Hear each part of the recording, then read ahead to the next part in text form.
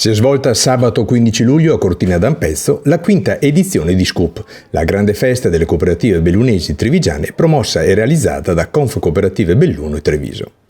Durante tutta la giornata il pubblico numeroso e sensibile ha potuto degustare vini e formaggi, assistere a show cooking, laboratori masterclass e acquistare i prodotti nello shop solidale il cui ricavato sarà devoluto all'associazione bellunese Insieme si può, a sostegno del progetto Povertà a casa nostra.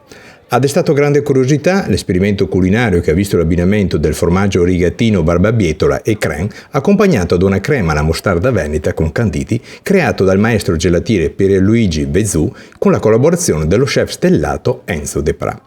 La presenza di Fiere Longarone con MIG ha consentito di raccontare il territorio con le sue eccellenze e sottolineare il valore aggiunto del gelato artigianale nella ristorazione. Oggi a Cortina abbiamo voluto continuare l'opera che stiamo facendo, riuscendo a raccontare l'identità del nostro territorio, e Longarone Fiere Dolomiti non può che raccontare il gelato. Oggi vanno in scena due novità. Il gelato che è fatto con i prodotti della cooperazione, la prima novità, e la seconda novità che porteremo a MIG 2023 è questo abbinamento molto presente e forte con la grande ristorazione, quindi il gelato come dessert all'interno dei menù dei grandi ristoranti di cui Cortina è popolata. E l'esperienza di Longarone, l'esperienza della MIG all'interno di questo grande territorio, oggi appunto siamo a Cortina, è preziosa. Dal mio punto di vista è prezioso conoscere il territorio, perché la fiera è esperienza di territorio, la fiera deve parlare con i territori dove nasce appunto il brand fieristico.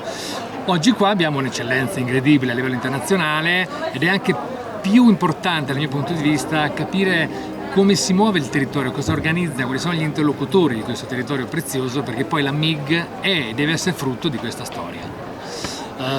Attualmente noi stiamo facendo un buon lavoro di riposizionamento della manifestazione fieristica, lavorando su operatori del settore in Italia e all'estero, su paesi e mercati comunque vicino all'Italia. Perché? Perché vogliamo che il gelato artigianale arrivi veramente nelle tavole di chiunque, non solo dal punto di vista di vado a mangiarmi un gelato da gelatiere, ma anche vorrei un gelato fine pasto al mio ristorante. Quindi il gelato artigianale tutto tondo torna di prepotenza e grazie al territorio torna in tutti i mercati più importanti dal nostro punto di vista.